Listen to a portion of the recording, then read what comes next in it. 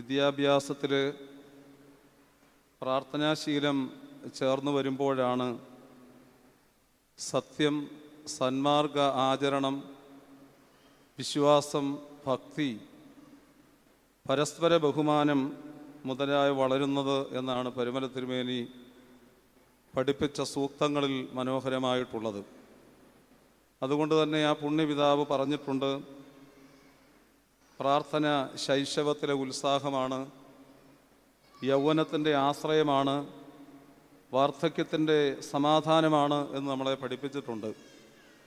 ഏറെ ശ്രേഷ്ഠമായി പെരുന്നാളിന് മലങ്കര സഭയാകമാനം ഒരുങ്ങിക്കൊണ്ടിരിക്കുന്ന ഈ സന്ധിയിൽ a call for becoming one with God, നമ്മളെ വിളിച്ചിരിക്കുന്നത് ദൈവത്തിൽ ഒന്നായി നിന്നുകൊണ്ട് ഈ പെരുന്നാളിനെ ഏറെ അനുഗ്രഹത്തോടെ കാത്തു സൂക്ഷിക്കാനാണ്.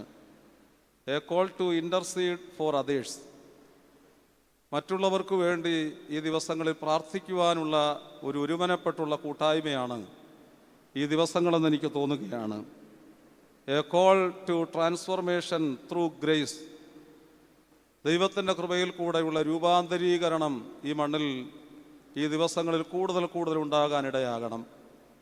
അതുകൊണ്ട് തന്നെ എൻ്റെ ഹൃദയത്തിൽ ഏറെ സ്പർശിച്ചതും എൻ്റെ ജീവിതത്തിലൊരു അനുഭവവേദ്യമായി തീർന്നതുമായ ഒരു വാക്യമാണ് ഇന്ന് പ്രത്യേകമായി ചിന്തിക്കുവാനായി ദൈവസന്നിധിയിൽ ശരണപ്പെടുന്നത്.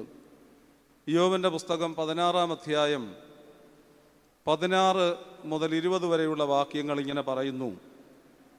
കരഞ്ഞ് കരഞ്ഞ് എൻ്റെ മുഖം ചുവന്നിരിക്കുന്നു, എൻ്റെ കണ്ണിന്മേൽ അന്ധതമസ് കിടക്കുന്നു, എങ്കിലും സാഹസം എൻ്റെ കൈകളിലില്ല, എൻ്റെ പ്രാർത്ഥന നിർമ്മലമത്രയും. അയ്യോ ഭൂമിയെ എൻ്റെ രക്തം മൂടരുതേ, എൻ്റെ നിലവിളി എങ്ങും തടഞ്ഞ് പോകരുതേ. എപ്പോഴും എൻ്റെ സാക്ഷി സ്വർഗത്തിലും എൻ്റെ ജാമ്യക്കാരൻ ഉയരത്തിലും ഇരിക്കുന്നു. എൻ്റെ സ്നേഹിതന്മാർ എന്നെ പരിഹസിക്കുന്നു, എൻ്റെ കണ്ണോ ദൈവത്തിങ്കലേക്ക് നോക്കി കണ്ണുനീർ പൊഴിക്കുന്നു. യോബിൻ്റെ ജീവിതത്തിൽ വളരെ സംഘർഷാത്മകമായ അനുഭവത്തിലൂടെ കടന്നു പോകുമ്പോൾ അദ്ദേഹം കുറിച്ചു വെക്കുന്ന മനോഹരമായ ചില വാക്യങ്ങളാണ്. അതിൻ്റെ വേദശാസ്ത്രപരമായ ഒരു ആഴത്തിലേക്കൊന്നും പോകാൻ ഞാൻ ശക്തനല്ല.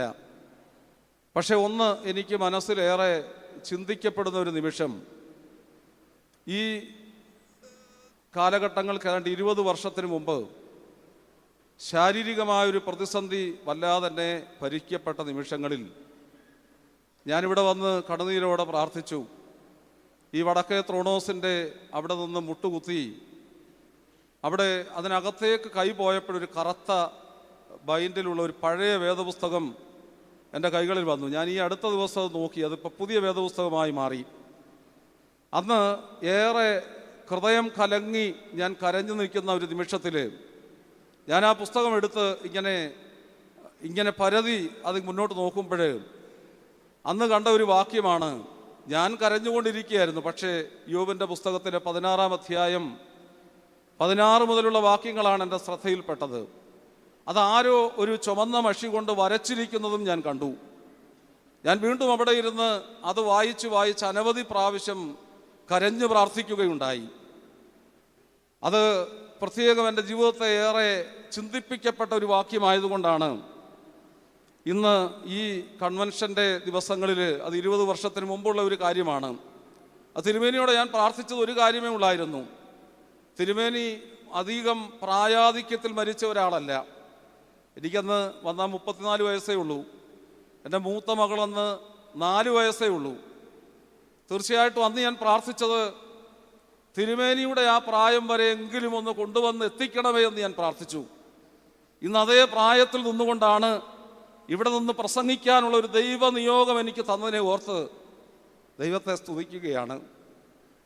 കരഞ്ഞ് കരഞ്ഞ് എൻ്റെ മുഖം ചുവന്നിരിക്കുന്നു എന്ന് എത്രയോ ആഴമായ ഒരു ദൈവസ്പർശനത്തോടെയാണ് യോബ് അതിനെക്കുറിച്ച് പറയുന്നതെന്ന് ഞാൻ ഓർക്കുകയാണ്. പുതിയ നിയമത്തിൽ പ്രത്യേകം ഓർമ്മിപ്പിക്കുന്നുണ്ട്. പത്രോസിൻ്റെ 1-ാമത്തെ ലേഖനത്തിൽ 2-ാം അധ്യായം 22-ാം തിരുവചനം പറയുന്നുണ്ട്, അവൻ പാപം ചെയ്തിട്ടില്ല, അവൻ്റെ വായിൽ വഞ്ചനയൊന്നും ഉണ്ടായിരുന്നില്ല. അത് ക്രിസ്തുവിനെ കുറിച്ച് പറയുന്നൊരു കാര്യമാണ്.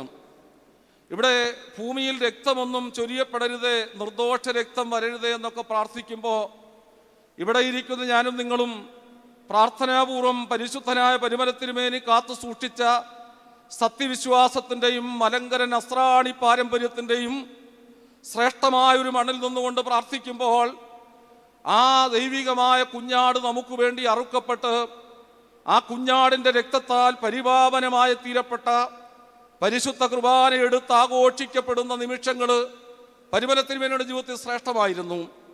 അതുകൊണ്ടാണ് കഴിഞ്ഞ ദിവസങ്ങളിൽ ആരോ പറഞ്ഞ ഒരു കാര്യം ഇങ്ങനെയാണ്: പരിമലത്തിരുമേനി ഒരു വൈദികനോട് വഴക്കു പറഞ്ഞപ്പോൾ ദേഷ്യപ്പെട്ടപ്പോൾ അത് തിരുമേനിയുടെ ഉള്ളിൽ നിന്നിട്ട് ആ അച്ഛനെ വിളിച്ചു വരുത്തി ആ അച്ഛനോട് എൻ്റെ കൂടെ ഇവിടെ ഒരാഴ്ച താമസിക്കണമെന്നും തിരുമേനിയോടെ ചേർന്ന് കുർബാന അർപ്പിച്ച് എനിക്ക് കുർബാന അച്ഛൻ തരണമെന്നും പറയുന്ന അനുതാപത്തിൻ്റെ അനുഭവം പരിശുദ്ധ പരിമലത്തിരുമേനി കാത്തു സൂക്ഷിച്ചു എന്നുള്ളതാണ്. അതുകൊണ്ട് പാപമൊന്നും ചെയ്യാത്തവൻ ബലിവേദിയിൽ പാപവസ്തുവായി തീരുന്ന ക്രിസ്തുവിൻ്റെ രക്തത്താൽ വീണ്ടെടുക്കപ്പെട്ട മനുഷ്യരാശിയുടെ ആ അനുഭവത്തിലുള്ള നിർമ്മലമായ ആ വിശ്വാസം കാത്തു സൂക്ഷിക്കുവാൻ പരിമലത്തിരുമേനി ആവോളം അധ്വാനിച്ചു. അതിൽ യാതൊരു സംശയമില്ല.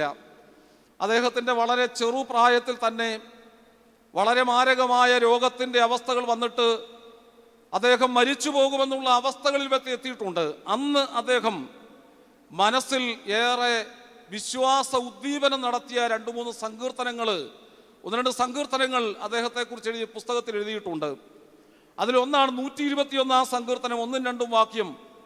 മരണത്തിൻ്റെ ശയ്യാവലംബയിൽ തൻ്റെ ഗുരു മരിക്കപ്പെടുന്ന നിമിഷങ്ങൾ ഉണ്ടാകുമ്പോഴും പരിമലത്തിരുമേനി പ്രത്യാശയോടെ കാണുകയാണ്: ഞാൻ എൻ്റെ കണ്ണ് പർവ്വതത്തിങ്കലേക്ക് ഉയർത്തുന്നു, എൻ്റെ കണ്ണ് പർവ്വതത്തിങ്കലേക്ക് ഉയർത്തുന്നു, എനിക്ക് സഹായം എവിടെ നിന്ന് വരും? എൻ്റെ സഹായം ആകാശവും ഭൂമിയും ഉണ്ടാക്കിയ യഹോവയിങ്കൽ നിന്ന് വരുന്നു. ഗീവർഗീസ് ഷമ്മാശനായിരുന്നു. മരണവുമായി മുഖാമുഖ നിമിഷങ്ങളിൽ എത്തിച്ചേരുന്ന നിമിഷങ്ങളിൽ ഈ വാക്യങ്ങൾ അദ്ദേഹത്തെ ഏറെ ത്രസിപ്പിച്ചു. മരണപാശങ്ങൾ എന്നെ ചുറ്റി, പാതാള വേദനകൾ എന്നെ പിടിച്ചു, ഞാൻ കഷ്ടവും സങ്കടവും അനുഭവിച്ചു.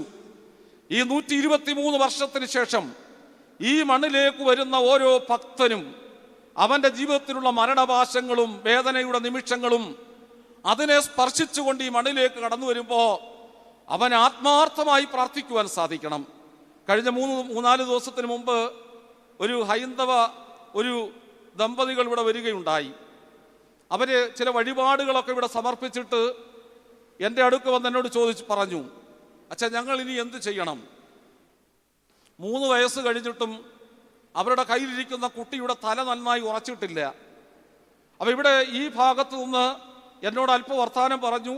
ഞാൻ കുറച്ച് വർത്താനമൊക്കെ പറഞ്ഞ് തലയെ കൈവച്ച് പ്രാർത്ഥിച്ചു. കുറച്ചുകൂടെ കഴിഞ്ഞപ്പോൾ ഞാൻ ആ കട്ടിലിൻ്റെ അടുക്കൽ, തിരുമേനി ഉപയോഗിച്ച കട്ടിലിൻ്റെ അടുക്കൽ ചെന്ന് പ്രാർത്ഥിക്കുന്നത് ഞാൻ ദൂരെ മാറി അല്പനേരം അവരെ പിൻപറ്റി. ഞാൻ പറഞ്ഞു, ആ എണ്ണയിൽ കൈയൊന്ന് തൊട്ട് ആ കുഞ്ഞിൻ്റെ നെറ്റിയിൽ ഒന്ന് വരയ്ക്കണമെന്ന് പറഞ്ഞു. മിലൻ എന്ന് പറയുന്ന ഒരു കുട്ടിയാണ്. തീർച്ചയായിട്ടും എനിക്കറിയാം, അനേക വർഷങ്ങൾ കൊണ്ട് 2008 മുതൽ ഞാനിവിടെ പരിമലയിൽ ധ്യാന മന്ദിരത്തിൽ കൗൺസിലിംഗ് വരുന്നുണ്ട്. ഒത്തിരി ആളുകൾ എന്നോട് അനുഭവങ്ങൾ പറഞ്ഞിട്ടുണ്ട് പരിമല തിരുമേനിയുടെ നാമത്തിൽ. തൃശ്ശൂരിൽ നിന്ന് വന്ന ഒരാൾ പറഞ്ഞ ഒരു അനുഭവമാണ്, പലയിടത്ത് കുട്ടികൾക്ക് വേണ്ടി പ്രാർത്ഥിച്ചിട്ട് പരിമല തിരുമേനിയാണ് കുട്ടിയെ തരുന്നതെന്ന് ഒരടയാളം കാണിക്കണമെന്ന് പറഞ്ഞു. ആ കുട്ടിക്കൊരു നേരത്തെ അടയാളമുണ്ട്. അതെന്നെ കൗൺസിലിംഗ് റൂമിൽ വെച്ച് അവർ കാണിക്കുകയുണ്ടായി. അതിൻ്റെ ഒരു വിരൽ, അറ്റത്തൊരു വിരൽ, ഒരു കുഞ്ഞു വിരൽ കൂടെ അതിൻ്റെ അറ്റത്ത് കാലിൽ ഉണ്ട് എന്നുള്ളതാണ്. ആത്മാർത്ഥമായി വിശ്വസിക്കുകയാണ്. പരിമല തിരുമേനിയുടെ മഹാമധ്യസ്ഥതയെക്കുറിച്ച് ഓർക്കുകയാണ്. ഈ ഗീവർഗീസ് ശമ്മാശൻ മരണപാശങ്ങളോട് മല്ലിട്ടയാളാണ്. 116 സങ്കീർത്തനം 8 വാക്യം ഏറെ ഹൃദയസ്പർശിയായി തിരുമേനി ചിന്തിച്ചിട്ടുണ്ട്. നീ എൻ്റെ പ്രാണനെ മരണത്തിൽ നിന്നും, എൻ്റെ കണ്ണിനെ കണ്ണുനീരിൽ നിന്നും, എൻ്റെ കാലിനെ വീഴ്ചയിൽ നിന്നും രക്ഷിത്തിരിക്കുന്നു എന്ന് തിരുമേനി ആവർത്തിച്ച് പറയുന്ന ഒരു സങ്കീർത്തനമാണ്. കൊച്ചൈപ്പോര എന്ന പേരിൽ അറിയപ്പെടുന്ന കൊച്ചു ശമ്മാശൻ പൊട്ടിക്കരയുന്ന അനവധി നിമിഷങ്ങൾ ജീവിതത്തിൽ ഉണ്ടായിട്ടുണ്ട് എന്ന് അതിനെക്കുറിച്ച് നിഷ്പക്ഷമായി എഴുതിയിട്ടുള്ള ചരിത്രങ്ങൾ വായിക്കുമ്പോൾ മനസ്സിലാകും. അദ്ദേഹം വളരെ ചെറിയ പ്രായത്തിൽ തന്നെ ഒരു ബ്രഹ്മചര്യം ആഗ്രഹിച്ച ആളാണ്. അതിനെതിരായിട്ട് ആരെങ്കിലും ആലോചനകൾ നടത്തി ഈ ഷമ്മാശന്റെ വ്രതനിഷ്ഠ മാറ്റാൻ ശ്രമിച്ചാൽ പൊട്ടിക്കരയുമായിരുന്നു. അദ്ദേഹം ഭാരതീയമായ ശിക്ഷ്യലക്ഷണങ്ങളായ അല്പാഹാരം, ജീർണവസ്ത്രം, കാകദൃഷ്ടി, ഭഗധ്യാനം, ശ്വാനനിദ്ര, ഇത് സ്വജീവിതത്തിൽ ഭാരത സന്യാസത്തിൻ്റെ പ്രത്യേകത സ്വീകരിച്ച ആളാണ്. കാകദൃഷ്ടി, ഭഗധ്യാനം, ശ്വാനനിദ്ര, തഥൈവച, അല്പാഹാരം, ജീർണവസ്ത്രം, ഏതത് വിദ്യാർത്ഥി ലക്ഷണം എന്ന് ശ്ലോകത്തിൽ എഴുതപ്പെട്ടിരുന്നത് അക്ഷരാർത്ഥത്തിൽ ഇഷ്ടപ്പെട്ടയാളാണ്. എന്താണ് ഈ കാകദൃഷ്ടി? ഉയരത്തിൽ പറക്കുന്ന കാക്ക താഴെ ഭൂമിയിൽ വിതറിയിരിക്കുന്ന ചെറിയ അരിമണികൾ അത് ശ്രദ്ധിക്കും. ഉയരത്തിലാണ് കാക്ക പറക്കുന്നതെങ്കിലും താഴെയുള്ള ധാന്യമണികൾ അത് സൂക്ഷ്മദൃക്കോടെ ശ്രദ്ധിക്കും. പരിമല തിരുമേനി എന്നോട് ചേർത്ത് പറയുകയാണ്, നല്ല വിദ്യാർത്ഥി അറിവിൻ്റെ ഏതംശം വരെയും ചെല്ലണം. അറിവിൻ്റെ ഏതംശത്തെ എവിടെ നിന്നും ശേഖരിക്കുവാൻ സദാ സന്നദ്ധനായിരിക്കണം. കൊക്ക് ആഹാര സമ്പാദനത്തിൽ കാണിക്കുന്ന ഏകാഗ്രത മനുഷ്യന്റെ ജീവിതത്തിൽ എപ്പോഴും ഉണ്ടാകണം. ഉറക്കത്തിൽ പോലും ജാഗ്രതയുള്ള നായയെ പോലെ യാമങ്ങളെ വിളിച്ചുണർത്തി പ്രാർത്ഥിക്കുവാൻ പരിശുദ്ധനായ പരിമല തിരുമേനി അഹോരാത്രം അധ്വാനിച്ചു. അമിതാഹാരം ആലസ്യങ്ങളിലേക്ക് കടത്തിവിടും. ആലസ്യങ്ങളിലേക്ക് അമിതാഹാരം കടത്തിവിടുന്ന അനുഭവം ഉണ്ടാകും. അപ്പോൾ കാക്കയുടെ ദൃഷ്ടി, കൊക്കിൻ്റെ ഏകാഗ്രത, നായയുടെ ഉറക്കം, അല്പമായ ആഹാരം, ലളിതമായ വസ്ത്രധാരണം, ഇവ നമ്മളെ പഠിപ്പിക്കുന്ന ഒരു മഹാപരിശുദ്ധനാണ് പരിശുദ്ധനായ പരിമല തിരുമേനി. അന്ത്യോക്യയിലെ നിന്ന് വന്ന അന്നത്തെ പാത്രികീസുമായി ചേർന്ന് വന്നപ്പോഴാണ് മരുഭൂമിയിലെ പിതാക്കന്മാരെ കുറിച്ച് അദ്ദേഹത്തിന് അറിവ് കിട്ടിയത്. അന്തോണിയോസിൻ്റെയും പക്കോമിയോസിൻ്റെയും ബെസേലിയോസിൻ്റെയും വളരെ ശ്രേഷ്ഠമായ പഠിപ്പിക്കലുകളിൽ ആകൃഷ്ടരായിരിക്കുന്ന ഈ പുണ്യപിതാവ് അബ്ബ അന്തോണിയോസ് ശിഷ്യന് നൽകുന്ന ചില ഉപദേശങ്ങൾ എപ്പോഴും മനസ്സിലോർത്ത് പ്രാർത്ഥിക്കുമായിരുന്നു. ഉപദേശത്തിൽ 3 കാര്യങ്ങൾ ഉണ്ടായിരുന്നു. അത് ഗീവർഗീസ് കത്തനാരായി തീർന്ന, കോറപ്പിസ്കോപ്പായി തീർന്ന, റംബാനായി തീർന്ന ഈ അച്ഛൻ വളരെ ചെറുപ്രായത്തിൽ തന്നെ അതിൽ ആകൃഷ്ടനായി.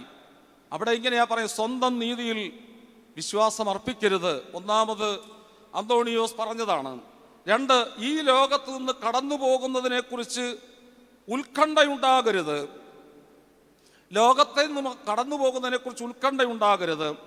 3 പറഞ്ഞതാണ്, നാവിനെയും ഉദരത്തെയും നിയന്ത്രിക്കണം. ഇന്ന് നമ്മൾ ആരും നിയന്ത്രിക്കാത്ത 2 വസ്തുക്കളാണ്. നാവിനെയും ഉദരത്തെയും എപ്പോഴും നിയന്ത്രിക്കണം എന്നുള്ളതാണ്. അബ്ബ അന്തോണിയോസ് എന്ന് പറയുന്ന സന്യാസി വീണ്ടും പറയുകയാണ്, അദ്ദേഹത്തിൻ്റെ അടുക്കൽ തൻ്റെ സന്യാസാശ്രമത്തിലുള്ള ചില യുവ സന്യാസിമാർ കടന്നു വന്നു. എന്നിട്ട് അബ്ബ അന്തോണിയോസിനോട് പറഞ്ഞു, ഇവിടെ ഒരു യുവ സന്യാസി പ്രാർത്ഥനാസിദ്ധിയുള്ള ഒരു മനുഷ്യനാണ്. അപ്പോൾ പ്രാർത്ഥനാസിദ്ധി എന്താന്ന് ചോദിച്ചപ്പോൾ അവർ പറഞ്ഞു, കാട്ടുകഴുതകളെ വനത്തിൽ നിന്ന് വിളിച്ചു വരുത്തി ചുമട് ചുമപ്പിക്കാനുള്ള കഴിവ് നമ്മുടെ ഈ സന്യാസ സമൂഹത്തിലുള്ള ഒരു യുവ സന്യാസിക്കുണ്ട്. അതൊരു പ്രാർത്ഥനാ സിദ്ധിയാണെന്ന് പറഞ്ഞു. അപ്പോൾ ആ സന്യാസിയെക്കുറിച്ച് അന്തോണിയോസ് പിതാവ് പറഞ്ഞ കാര്യം പരിമല തിരുമേനിക്കേറെ ഇഷ്ടമായിരുന്നു. അതിങ്ങനെയായിരുന്നു, ആ സന്യാസി വിലപിടിച്ച സാധനങ്ങൾ നിറഞ്ഞ ഒരു കപ്പലാണെന്ന് എനിക്ക് തോന്നുന്നു. ഒന്നാമത് പറഞ്ഞ വാക്കാണ്, വിലപിടിച്ച സാധനങ്ങൾ കയറ്റിയിരിക്കുന്ന ഒരു കപ്പലാണെന്ന് എനിക്ക് തോന്നുന്നു. ഒരു കുത്ത് കോമ കഴിഞ്ഞ് അടുത്ത വാക്ക് ഇങ്ങനെയാണ് പറഞ്ഞത്, എന്നാൽ അവൻ തുറമുഖത്തെത്തുമോ എന്നെനിക്കറിയുകയില്ല. എന്നാൽ അവൻ തുറമുഖത്തെത്തുമോ എന്നെനിക്കറിയുകയില്ല. ഈ യുവസന്യാസി ലോകപ്രകാരം കാണിക്കുന്ന പ്രാർത്ഥനാ ശൈലികൾ അത് തെറ്റാണെന്ന് ഉള്ള ഒരു വ്യംഗ്യ അർത്ഥമാണ് അന്തോണിയോസ് പിതാവ് പറഞ്ഞത്. അതുതന്നെയാണ് പരിശുദ്ധനായ പരിമല തിരുമേനിയെ ആരും വന്ന് വാക്കുകൾ കൊണ്ട് അദ്ദേഹത്തെ ഉയർത്തി പറയുന്നത് ഒട്ടും ഇഷ്ടമല്ലായിരുന്നു. അബ്ബ അന്തോണിയോസ് പറയുന്നത് പോലെ ഈ തുറമുഖം എത്തിച്ചേരേണ്ട തുറമുഖത്ത് എനിക്ക് എത്തിച്ചേർന്നേ മതിയാകൂ. അതുകൊണ്ടാണല്ലോ വെറും 54 വർഷം ജീവിച്ചു, 29ാമത്തെ വയസ്സിൽ മെത്രാപ്പൊലീത്തയായി, 25 വർഷത്തെ മേൽപ്പട്ടക്കാര സ്ഥാനത്തെ ചെലവഴിക്കലിനു ശേഷം ഈ ലോകത്തു നിന്ന് പോകുമെന്നുള്ളത് സ്വന്തം ദൃഷ്ടി കൊണ്ട്, സ്വന്തം അന്തർജ്ഞാനം കൊണ്ട് തിരിച്ചറിഞ്ഞ ഒരു മഹാപരിശുദ്ധന്റെ സന്നിധാനത്തിൽ ഈ സന്ധിയിൽ നമ്മൾ പ്രാർത്ഥിക്കുമ്പോൾ ആഴമായ ബാഷ്പാഞ്ജലികൾ നമ്മുടെ ഉള്ളിൽ നിന്ന് വീഴണം. അതുകൊണ്ട് ഭാരതത്തിൻ്റെ ചില അതിജീവന മന്ത്രങ്ങൾ പറയുന്ന ഒരിടത്ത് പറയുന്നുണ്ട്, ഒരു ഗുരുവും ശിഷ്യനും തമ്മിൽ ഇങ്ങനെ വർത്തമാനം പറഞ്ഞ് യാത്ര ചെയ്യുകയാണ്. ഒരു മലഞ്ചെരുവിലെത്തിയപ്പോൾ ശിഷ്യന്റെ കാല് വഴുതി, കാല് തെറ്റി താഴേക്ക് വീഴാൻ പോവുകയാണ്. പാതി വഴിയിൽ, ആ തെറ്റി വീഴാൻ പോകുന്ന പാതി വഴിയിൽ ഒരു മുളയിൽ പിടികിട്ടി ഈ ശിഷ്യന്. അങ്ങനെ മുള മുഴുവനായി വളഞ്ഞെങ്കിലും അത് ഒടിഞ്ഞില്ല എന്ന് കാണുകയാണ്. പിന്നീടുള്ള ഭാഗം ഈ ഗുരു ഈ ശിഷ്യനെ പിടിച്ചു കയറ്റി. എന്നിട്ട് വീണ്ടും യാത്ര തുടർന്നു. ഗുരു ചോദിച്ചു, മുള നിന്നോട് ഒരു കാര്യം പറഞ്ഞു, നീ ശ്രദ്ധിച്ചുവോ എന്ന് ചോദിച്ചു. ശിഷ്യൻ പറഞ്ഞു, ഞാൻ ശ്രദ്ധിച്ചില്ല. എന്നാൽ കേട്ടുകൊള്ളുക, മുള മുഴുവനായി വളഞ്ഞിട്ടും നിന്നെ വീഴാതെ കാത്തു എന്നുള്ളതാണ് മുള പറഞ്ഞ ഒരു സന്ദേശം. ഈ മുള മുഴുവനായി വളഞ്ഞിട്ടും നിന്നെ വീഴാതെ കാത്തു. ഇവിടെ ആത്മീയതയുടെ അനുഭവങ്ങളിൽ നമ്മൾ വീണുപോകുന്ന നിമിഷങ്ങളിൽ നമ്മളെ താങ്ങി നിർത്തുന്ന ചില മുളകളെ പോലെ പരിശുദ്ധാത്മ പ്രചോദിതരായ പരിശുദ്ധന്മാരുടെ ജീവിത അനുഭവങ്ങളെക്കുറിച്ച് നമുക്ക് ഒരു ബോധ്യം വേണം. എല്ലാറ്റിനെയും എതിർത്ത് തോൽപ്പിക്കാനാകില്ലെങ്കിൽ ചിലപ്പോഴൊക്കെ ഒന്ന് വഴങ്ങിക്കൊടുക്കണം.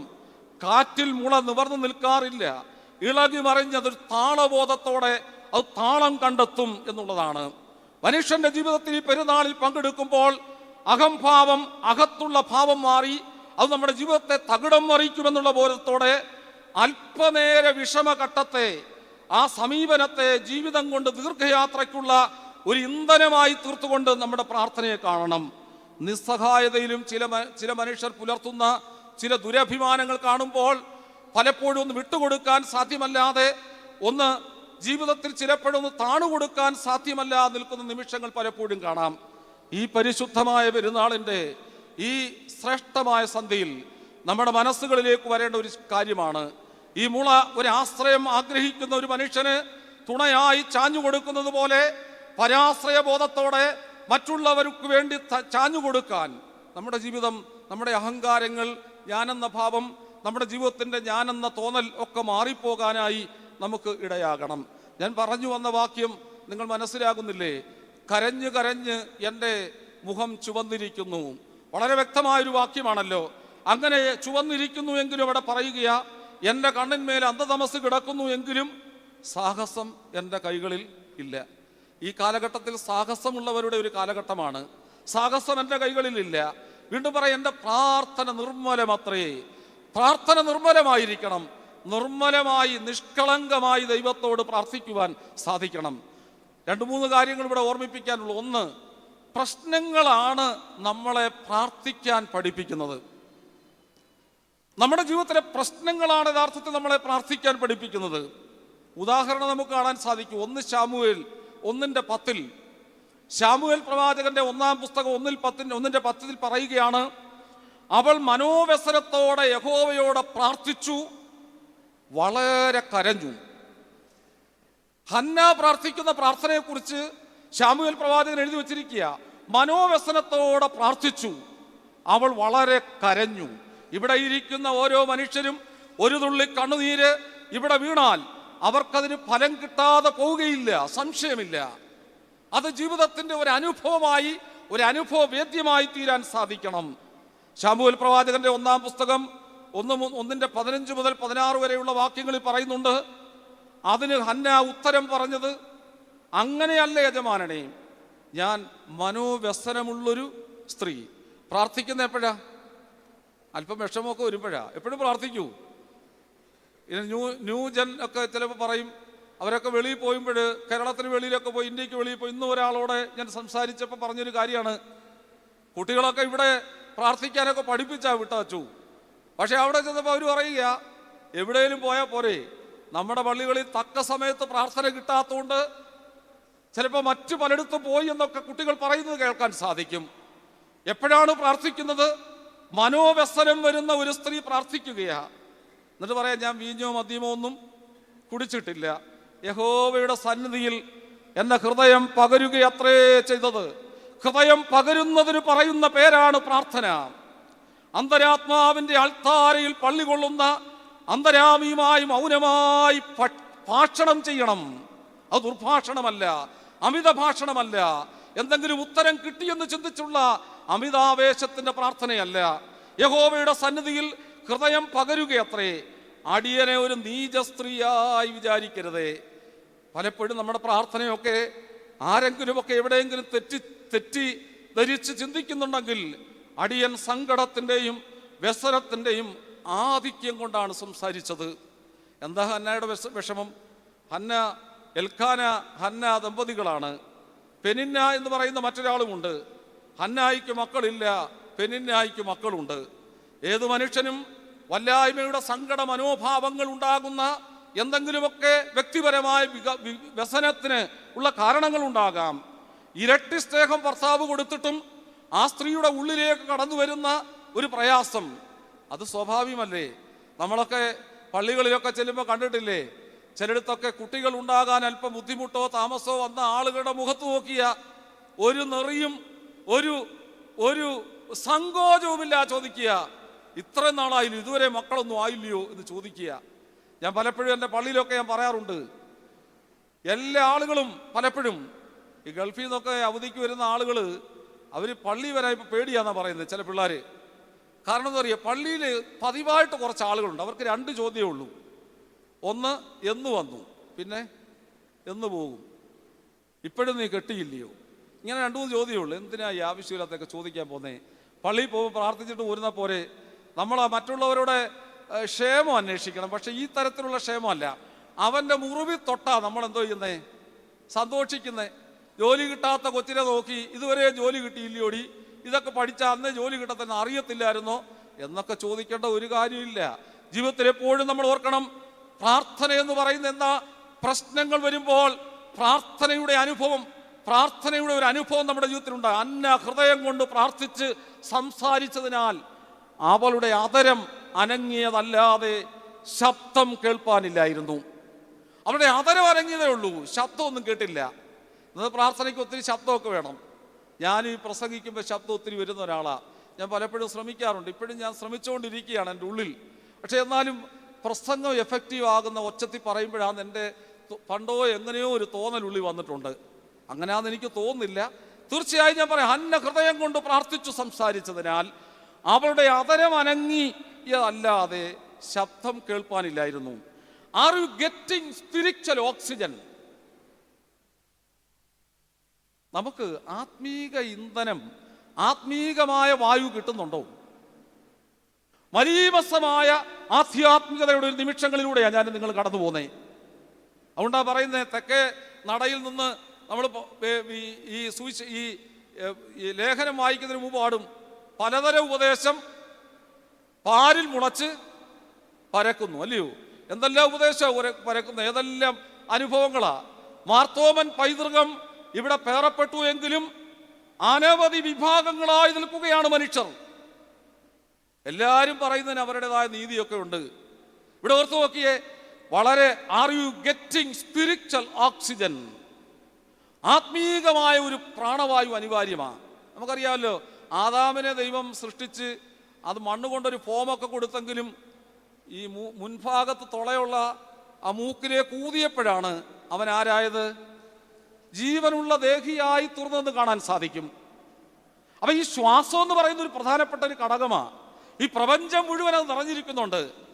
നമുക്കൊക്കെ ഇഷ്ടമുള്ള പോലെ എടുക്കാം. റോണി സാറിനും എനിക്കും ആവശ്യത്തിന് ഓക്സിജൻ വലിച്ചെടുക്കാം.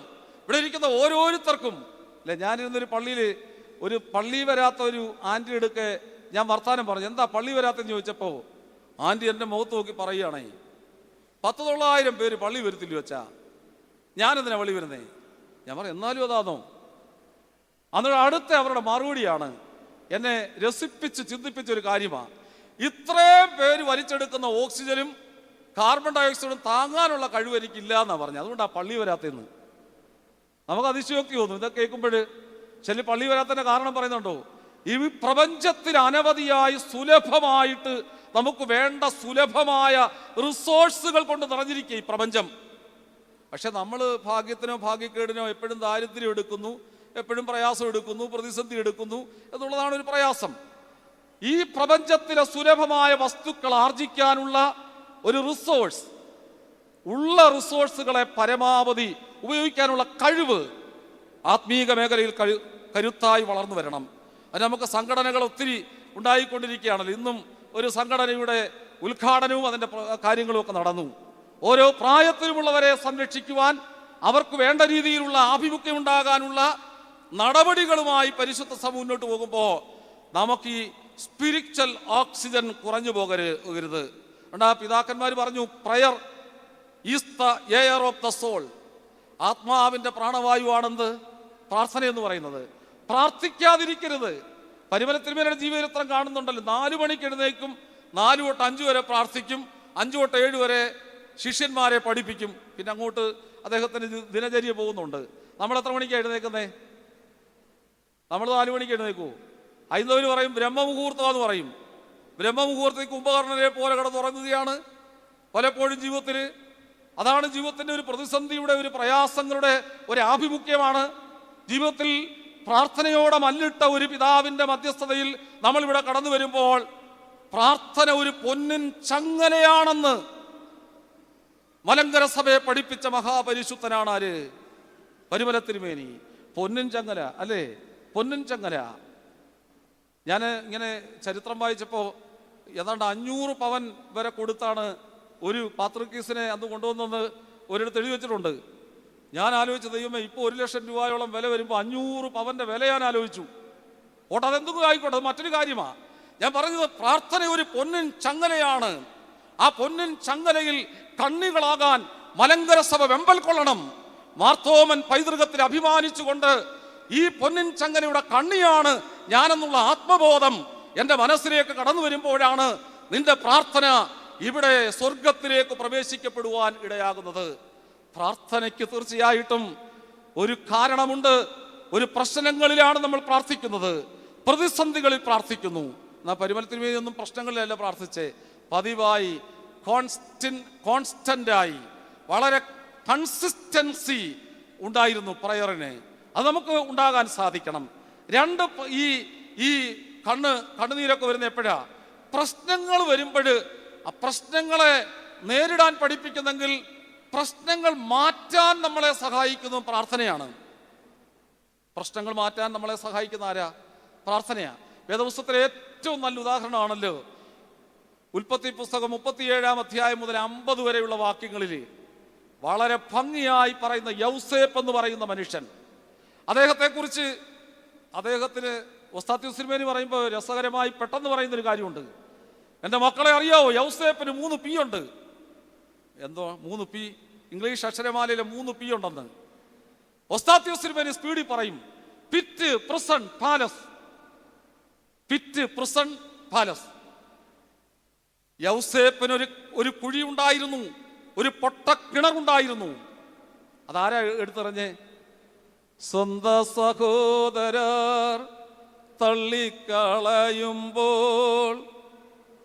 യൗസേപ്പിൻ ദൈവമൻ ഉള്ളിലെ കണ്ണുകൊണ്ട് കാണണമെന്ന് ധ്യാനം പറയുന്നത്. അങ്ങനെ പാടാവൂ കേട്ടോ. നിങ്ങളുടെ വീട്ടിലെ സഹോദരൻ ഇങ്ങനെ ആ വഴിയിലൂടെ മുന്നിലൂടെ പോകുമ്പോൾ പാടരുത്. ചിലരങ്ങനെ, ചിലർ മറ്റുള്ളവരോട് ഈ പ്രാർത്ഥനയിലൂടെയാ ചിലർ തിരിച്ച് കടിക്കാൻ പോന്നേ. അപ്പോൾ പാടിയാൽ അവൻ തിരിച്ച് മനസ്സിലാവും, എന്നെ തന്നെ ഇവൻ പറഞ്ഞേ, എന്നെ തന്നെ. പണ്ടൊരു അമ്മച്ചി പറഞ്ഞു, ദുഷ്ടൻ എൻ്റെ മുമ്പിലിരിക്കുന്നു. ഒരാൾ പോയപ്പോൾ പറഞ്ഞാ ദുഷ്ടൻ എൻ്റെ മുമ്പിലിരിക്കുന്നു പറഞ്ഞാൽ അത് വേദപുസ്തകത്തിലെ വാക്യമാണേലും അത് പോയ ഒരാൾക്ക് കൊള്ളും. അതുകൊണ്ട് ഇവിടെ ഉള്ളിലെ കണ്ണുകൊണ്ട് കാണാനായി സാധിക്കണം. സ്വന്തം സഹോദരന്മാർ പൊട്ടക്കിടത്തിലെടുത്തെറിഞ്ഞു. ലോകപ്രകാരമുള്ള മലീമസമായ ചിന്തകളിൽ നിന്ന് മാറിപ്പോയതുകൊണ്ട് യൗസേപ്പ് കാരാഗ്രഹത്തിൽ പോയി. ഇന്നാണെങ്കിൽ ഒരു കോംപ്രമൈസ് ഒക്കെ നമ്മൾ തയ്യാറാവും പലരും, അല്ലെ? എല്ലാം ലിബറലല്ലേ, ജീവിതം മുഴുവൻ ലിബറലാണ്. ഈ ലിബറൽ സിസ്റ്റത്തിൽ അലിഞ്ഞുപോയ നമ്മുടെ അനുഗ്രഹീതമായ പ്രാർത്ഥനകളും നഷ്ടപ്പെട്ടു പോകുന്നുണ്ട്. അവിടെ എനിക്ക് ഓർമ്മിപ്പിക്കാനുള്ളത്, പിറ്റ്, പ്രിസൺ, അവസാനം എവിടെ എത്തി? പാലസിലെത്തി. ഉണ്ടെനിക്കായൊരു മോക്ഷ വീട്. ഇപ്പൊ പാടണ്ട, നിങ്ങൾ പാടത്തുമില്ല. എനിക്കൊരു മോക്ഷ വീടുണ്ട്, ഒരു രാജകൊട്ടാരമുണ്ട്. അതാണ് നമ്മളെ വിശ്വാസത്തിൽ ജനിപ്പിച്ച മോർത്തോമാ ശ്ലീഹ ഗൊണ്ടഫോറസ് രാജാവിന്റെ അടുക്കൽ നിന്ന് പണം വാങ്ങി അങ്ങേർക്കു വേണ്ടി സ്വർഗത്തിനൊരു കൊട്ടാരമാണ് പണിതത്. ഇവിടെ വസിക്കുന്നു എങ്കിലും നമ്മുടെ പൗരത്വം സ്വർഗത്തിലാണെന്നുള്ള ബോധ്യം പൗലോസ് അപ്പോസ്തലൻ യാതൊരു അർത്ഥശങ്കയുമില്ലാതെ ആവർത്തിച്ചു പറയുന്നത് പോലെ ജീവിതത്തിലേക്ക് കടന്നു വരാൻ സാധിക്കണം. പിറ്റുണ്ട് മക്കളെ, പ്രശ്നമുണ്ട്, അതുപോലെ തന്നെ നമുക്കൊരു രാജകൊട്ടാരമുണ്ട്. ഇവിടെ ഒരു കാരാഗ്രഹമെന്ന് നമ്മുടെ ജീവിതത്തിൽ തോന്നുന്നെങ്കിൽ ആത്യന്തികമായി ഒരുക്കി വച്ചിരിക്കുന്ന രാജകൊട്ടാരത്തെക്കുറിച്ചുള്ള ബോധ്യത്തോടെ നമുക്ക് യാത്ര ചെയ്യാൻ സാധിക്കണം. അതുകൊണ്ടാണ് യോസഫിനുണ്ടായ മക്കളുടെ രണ്ടുപേരുടെയും പേരാ മനശ്ശെ, എഫ്രൈം. മനശ്ശെ എന്ന് പറഞ്ഞാൽ എന്തോ അർത്ഥം അറിയാമോ? നീ മറക്കണം. ഒരാൾക്ക് പേരിട്ടപ്പോ ഈ യൗസേപ്പ് പറയുകയാ, നീ മറക്കണമെന്നാ എൻ്റെ മകന്റെ പേര്. എൻ്റെ രക്തമാണ്, എൻ്റെ ഞരമ്പാണ്, എൻ്റെ ജീവിതമാണ്, എൻ്റെ ചൈതന്യമാണ് നീ. നിന്റെ അപ്പനോട് ചെയ്തത് എന്ന് ചോദിച്ചുകൊണ്ടിരുന്നിട്ടൊരു കാര്യമില്ല. നമ്മുടെ അപ്പന്മാരോട് പലരും ചെയ്ത കാര്യങ്ങൾ തലമുറ കഴിഞ്ഞിട്ടും ചോദിച്ചുകൊണ്ടിരിക്കുന്ന ഒരാത്മവീര്യം എവിടെയോ വർദ്ധിച്ചു വരുമ്പോ യോസഫ് നമ്മളോട് പറയുകയാ, സ്വന്തം മകന്റെ പേര് നീ മറക്കണം. എന്തു മറക്കണം? നിന്റെ കുഴിയിലെ അനുഭവം, നിന്റെ കാരാഗ്രഹത്തിലെ അനുഭവം നിന്റെ സഹോദരന്മാർ തള്ളിക്കളഞ്ഞു. അതുകൊണ്ടാണല്ലോ ഈ സഹോദരന്മാര് ഭക്ഷണത്തിന് വേണ്ടി കെഞ്ചി വന്ന് നിൽക്കുമ്പോ അവിടെ പറയുന്ന വാക്യം ഇങ്ങനെയാണ്: ജോസഫ് സഹോദരന്മാരെ അറിഞ്ഞു, അവരോ അവനെ അറിഞ്ഞില്ല. പല പാപം ചെയ്യുന്ന മനുഷ്യരും ഇങ്ങനെയാ. ലോകപ്രകാരമുള്ള സ്വന്തം രക്തത്തിലെ സഹോദരങ്ങളെ അറിയാതെ പോകും. വർഷങ്ങൾ താണ്ടിയിട്ടും ജീവിതത്തിന്റെ കഥകളിൽ കൂടെ പോയിട്ടും ജോസഫിനറിയാം ഇതെന്റെ സഹോദരന്മാരാണ്. പെട്ടെന്ന് വെളിപ്പെടുത്തിയില്ല എങ്കിലും ആ വെളിപ്പെടുത്താത്ത നിഗൂഢ മർമ്മങ്ങളിൽ കൂടെ അവർക്ക് വേണ്ടി കരുതപ്പെടുന്ന ഒരു വലിയ സ്വർഗീയ അനുഭവങ്ങളെ കുറിച്ച് നമുക്കിവിടെ കാണാൻ സാധിക്കും. രണ്ടാമത്തെ മകന് പേരിട്ടു എഫ്രയീം. എന്താ എഫ്രയീം എന്ന വാക്കിന്റെ അർത്ഥം അറിയാമോ? സങ്കടദേശത്ത് ഇരട്ടിയായ അനുഗ്രഹങ്ങൾ. സങ്കടദേശത്ത് ഇരട്ടിയായ അനുഗ്രഹങ്ങൾ. എന്റെ സങ്കടം തമ്പുരാന്റെ കരങ്ങളിൽ കൊടുക്കുമ്പോ ഇരട്ടിയുള്ള അനുഗ്രഹങ്ങൾ എന്നിലേക്ക് പകർന്നു തരും. ജീവിതത്തിൽ ഓർക്കാൻ സാധിക്കണം, ജീവിതത്തെ മാറ്റാൻ കഴിയണം. Great opportunity will bring great opposition. ഒത്തിരി നല്ല അവസരം വരുമ്പോൾ അതുപോലെ തന്നെ പ്രതിസന്ധി വരും. പരിമല തിരുമേനി അത് വിശ്വസിച്ചിട്ടുണ്ട്. ചില നിമിഷങ്ങളിൽ അദ്ദേഹത്തിന്റെ മുമ്പിലുള്ള രഹസ്യ പ്രാർത്ഥനകളിലും രഹസ്യമായി തന്റെ ശിഷ്യന്മാരോട് പറയുന്ന വാക്കുകളിലും വ്യക്തവും ശക്തവും യുക്തവുമായി അദ്ദേഹം അത് പറയുന്നുണ്ട്. വളരെ വലിയ അവസരങ്ങൾ വരുമ്പോൾ അതിൻ്റെ മുമ്പിൽ പ്രതിസന്ധികളേറെ വരും. പ്രതിസന്ധികളിൽ തകർന്നു പോകാതിരിക്കണം. പ്രതിസന്ധികൾ നമ്മളെ വളർത്തുവാനുള്ള അനുഭവമായി തീരണം. അതാണ് ഏറെ പ്രധാനപ്പെട്ടത്. നമുക്കറിയാം, തിരുവചനം നമ്മളെപ്പോഴും ഈ എല്ലാം വായിച്ചു തീർക്കാൻ പറ്റിയില്ലെങ്കിലും വായിച്ച ഓർമ്മയിൽ നമ്മൾ കണ്ണടച്ചു മനസ്സിൽ ചിലതൊക്കെ ധ്യാനിക്കണം. എനിക്കങ്ങനെ തോന്നുന്നത്. അങ്ങനെ നോക്കുമ്പോൾ ഹാബേലിന്റെ കുഞ്ഞാട് ആരാ? ഹാബേലിന്റെ കുഞ്ഞാട് യേശു ക്രിസ്തുവാ, അല്ലയോ? ഹാബേലിൻ കുഞ്ഞാടും നോഹിനുടെ എന്നല്ലേ നമ്മൾ പാടുന്നേ കുർബാനയ്ക്ക് മുമ്പ്. ഹാബേലിന്റെ കുഞ്ഞാടന്റെ കർത്താവാണ്. പിന്നെ കുറച്ചുകൂടെ വന്നപ്പോൾ ഒരു അബ്രഹാം ഇങ്ങനെ വാർദ്ധക്യത്തിൽ ഒരു കൊച്ചനെ കിട്ടി. ആരാ പേര്? ഇസഹാക്ക്. ഇസഹാക്കിനെയും കൊണ്ടൊരു പോക്ക് പോകുന്നുണ്ട്. എങ്ങോട്ടാ? മോറിയോ മല, ഉയർന്ന ഒരു മലയിലേക്കാ പോകുന്നേ. ഇവിടെ സാറായിക്ക് വലിയ പ്രസക്തിയില്ല. എന്താ കാര്യം? ഇവിടെ ഇപ്പുറത്തെ സൈഡിനേക്കാൾ കൂടുതൽ ഇപ്പുറത്തെ സൈഡ് ആളുകൾ കൂടിയിരിക്കുന്നേ. സ്ത്രീ വിരോധിയാ എന്നതിനെ കുറിച്ച് പറയരുത്. സ്ത്രീകൾക്ക് ഇമോഷണൽ ബ്രെയിനാ, പുരുഷന്മാർക്ക് ഇന്റലക്ച്വൽ ബ്രെയിനാ. അപ്പൊ ഇമോഷണൽ ബ്രെയിൻ ഉള്ള ഈ സാറായം കൊണ്ടങ്ങ് മോറിയാമലയുടെ മണ്ട വരെ ചെല്ലാൻ ഒക്കത്തില്ലെന്ന് ആർക്കറിയായിരുന്നു? യഥാർത്ഥത്തിൽ വിശ്വാസികളുടെ പിതാവായ ആർക്കറിയാം? അബ്രഹാമിനറിയാം. നിങ്ങൾ എന്നോട് ഇറങ്ങി വരുമ്പോൾ വഴക്കൊന്നും പറയല്ലേ. ഇന്നത്തെ സ്ത്രീകൾക്ക് പുരുഷന്മാരെ കൂടി ശക്തിയൊക്കെ ഉള്ളവരൊക്കെ ഉണ്ട്, എനിക്കറിയാം. പക്ഷേ ഓർക്കേണ്ട, ഇമോഷണൽ ബ്രെയിൻ കൊണ്ട് മോറിയോമലയുടെ മണ്ടയ്ക്ക് എത്താൻ ഒക്കത്തില്ലല്ലോ. അപ്പൊ ഇങ്ങനെ പയ്യെ ഇങ്ങനെ യാത്ര ചെയ്യുമ്പോൾ ഈ ഇസഹാക്ക് ചോദിച്ചൊരു ചോദ്യമുണ്ട്. എന്തുവാ? ചങ്ക് പിളർക്കുന്ന രീതിയിലാ ചോദിച്ചേ. സങ്കടങ്ങളോടെ മനസ്സ് തകരേണ്ട രീതിയിലാ ചോദിച്ചേ. വിറകും തീയൊക്കെ ഉണ്ട്. യാഗവസ്തു എവിടെ? ചങ്കിക്കൊള്ളത്തില്ലയോ? ഈ പ്രായാധിക്യത്തിൽ കിട്ടി ഈ കൊച്ചനെ കൊണ്ട് പോവുക. എവന്റെ കയ്യല, എവന്റെ തോളല എന്തോ ഇരിക്കുന്നേ? വിറകിരിക്കുന്നേ. കർത്താവ് കുരിശെടുത്ത് കുരിശുമലയിൽ പോകുന്ന പോലെ ഇസഹാക്ക് യാഗത്തിനുള്ള ആ വിറകും പേറിക്കൊണ്ടൊരു പോക്ക് ഒന്ന് ധ്യാനിച്ചൂടെ? നമുക്ക് നന്നായി ഒന്ന് ധ്യാനിച്ചൂടെ? നിങ്ങളുടെ സങ്കടങ്ങളൊക്കെ മാറുകയില്ലേ? ചുമ്മാ ഇരുന്ന് എപ്പോഴും സങ്കടങ്ങൾ എനിക്ക് വൻ കടങ്ങളല്ല നാഥാ, നിന്റെ കൃപയിൽ അവയെല്ലാം അലിഞ്ഞു പോകും. പക്ഷെ പാട്ടുപാടിയിട്ടും അലിയാത്ത സങ്കടങ്ങളുമായി ഇപ്പോഴും യാത്ര ചെയ്യുമ്പോ ഈ അബ്രഹാം സ്വന്തം മകനെ കൊണ്ട് പേറി പോകുന്ന ഒരു അനുഭവം ഓർത്തു നോക്കിയേ. എന്നിട്ട് നോക്കിയേ, അവിടെ ചെന്ന് വിശ്വാസികളുടെ പിതാവ് ബലിപീഠം ഒരുക്കി ബലി വസ്തുവായ സ്വന്തം മകനെ അവിടെ പിടിച്ചു കിടത്തി. ബാലന്റെ മേൽ കൈവെക്കരുത് കത്തിയോങ്ങിയപ്പോ. അതിനാ പറയുന്നത് യഹോവ കരുതിക്കൊള്ളും. അതുകൊണ്ട് അബ്രഹാം വിശ്വാസികളുടെ പിതാവായത്. ഇവിടെ ഒരു കുഞ്ഞാട് കുരുങ്ങിക്കിടക്കുന്നു, ഒരു മരത്തിലൊരു കുഞ്ഞാട് കുരുങ്ങിക്കിടക്കുന്നു. ആരാണത്? പരിമലത്തിനുമേൽ ഇവിടെ സന്നിധിയിൽ നടന്നു വന്ന ഈ ഭക്തര് പറയണം ആരാണത്. ഇതുകൊണ്ടാ ദുഃഖ വെള്ളിയാഴ്ച നിന്ന് നീട്ടി പാടുകയല്ലേ, സകലം മോചിക്കും കുഞ്ഞാടാതിധന്യം. ഇസഹാക്കിന്റെ മോചനത്തിന് മുഖാന്തരമായി തീർന്ന കുഞ്ഞാട് ഒരു മരത്തിൽ തൂങ്ങിക്കിടക്കുകയാ, കുരുങ്ങിക്കിടക്കുകയാ. ഈ മരമാണ് കുരിശ്. കുരിശിലല്ലാതെ രക്ഷയില്ല. വന്ധ്യമായ കുരിശിന്റെ ആ ശ്രേഷ്ഠവശങ്ങൾ മനസ്സിലാവോളം താലോലിച്ച ആളാണ് പരിശുദ്ധ പരിമലത്തിനുമേനി. അതുകൊണ്ട് ആ പരിമലത്തിനുമേനി ദീർഘനാൾ താമസിച്ച വെട്ടിക്കൽ ദയറ കുരിശുപള്ളി എന്നറിയപ്പെടുന്നു. കാട്ടുമങ്ങാട്ട് പിതാക്കന്മാരൊക്കെ വസിച്ച അന്തിവിശ്രമം കൊള്ളുന്ന ആ മണ്ണിൽ ധ്യാനത്തിനും പ്രാർത്ഥനയ്ക്കും വേണ്ടി തിരഞ്ഞെടുത്ത മഹാകൃഷിവര്യന്റെ സന്നിധിയിൽ ആ കുരിശു പേറി യാത്ര ചെയ്യുന്ന ആത്മീക നിഷ്ഠ നമ്മുടെ ജീവിതത്തിൽ ഉണ്ടാകണം. ഇവിടെ നോക്കിയേ, പിന്നെ ഇങ്ങോട്ട് വരുമ്പോൾ ആരെയാ കാണുന്നേ? ഇസഹാക്ക് മോചിക്കപ്പെട്ടു. ഇസഹാക്കിന്റെ മോന്റെ പേരെന്തുവാ? യാക്കോബ് ഇങ്ങനെ തലയണയായി വെച്ച് കിടന്നുറങ്ങിയപ്പോൾ രാത്രിയിൽ ഒരു ഗോവണി കണ്ടു. ഈ ഗോവണി എന്താ? സ്വർഗത്തിലേക്ക് ദൈവത്തിന്റെ ദൂതന്മാർ കയറുകയും ഇറങ്ങുകയും ചെയ്യുന്നു. എൻ്റെ സഹോദരങ്ങളെ, പ്രിയപ്പെട്ടവരെ, ഈ പ്രാർത്ഥനയുടെ നിമിഷങ്ങളിൽ മലങ്കര സഭയിൽ ആകമാനം ഈ പരിശുദ്ധ പരിമലത്തിനുമേനിയുടെ ഓർമ്മ ഈ നാട്ടിലും വിദേശങ്ങളിലും പള്ളികളൊക്കെ കൊണ്ടാടുമ്പോൾ പ്രാർത്ഥന കയറണം, ഇറങ്ങണം. എൻ്റെ പ്രാർത്ഥന സ്വർഗത്തിലേക്ക് കടക്കണം. പറയുക, എൻ്റെ പ്രാർത്ഥന നിർമ്മലമാണ്. നിർമ്മല പ്രാർത്ഥന മാത്രമേ എവിടെ എത്തത്തുള്ളൂ? സ്വർഗത്തെത്തുള്ളൂ.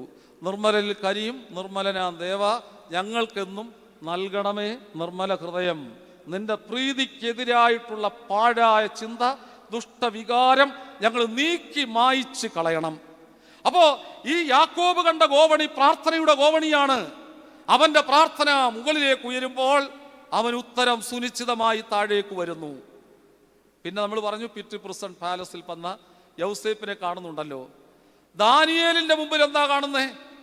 ദാനിയേലിന്റെ മുമ്പിൽ ശക്തനായ ആരുണ്ട്? ഒരു സിംഹത്തിന്റെ കുഴിയുണ്ട്. ദാവീദിന്റെ മുമ്പിൽ ഒരു ഗോലിയാത്തുണ്ട്. എല്ലാ ഭക്തന്മാരായ മനുഷ്യരുടെ മുമ്പിൽ ഒരു തടസ്സമെന്ന് സൃഷ്ടിക്കാവുന്ന എന്തെങ്കിലുമൊക്കെ ഉണ്ട്. 3 പൈതങ്ങളുടെ മുമ്പിൽ എന്തുണ്ട്? ഒരു തീജ്വാലയുണ്ട്. 3 പൈതങ്ങളുടെ മുമ്പിൽ തീജ്വാലയുണ്ട്. മോശയുടെ മുമ്പിൽ രൂപപ്പെടാൻ ഒരു പേടകം വേണം, അല്ലെങ്കിൽ ഒരു പെട്ടകം വേണം. ആ മോശയ്ക്ക് അങ്ങ് രാജകൊട്ടാരത്തിൽ ചെല്ലുമ്പോ സ്വന്തം വംശത്തിന്റെ എബ്രായ പാല് കൊടുക്കാൻ സ്വന്തം അമ്മ തന്നെ വേണം. അവിടുത്തെ മനോഹരമായ രാജകൊട്ടാരത്തിൽ മതിമറന്നില്ല എൻ്റെ മോശ. പുറപ്പെട്ടു അവിടെ നിന്ന്. ഇത്രോവിന്റെ മകളെ കല്യാണം കഴിച്ചു. അവിടെ നിന്ന് ഇറങ്ങി ഈ മോശ ഈ ആടുകളെ മേയിച്ചുകൊണ്ട് എവിടെ വരെ വന്നു എന്നുള്ളത് ധ്യാനിക്കേണ്ട വിഷയമാ. എവിടെ വരെ ചെന്നു? ആടുകളുമായി ഹോറേബോളം, ദൈവത്തിന്റെ പർവ്വതമായ ഹോറേബോളം ആരെത്തി? ആടുകളെ പാതി വഴിക്കിട്ടേച്ചു പോകുന്ന ഇടയന്മാരാകരുത്. പരിമലത്തിനുമേനി അങ്ങനെ ഇട്ടിട്ടില്ല.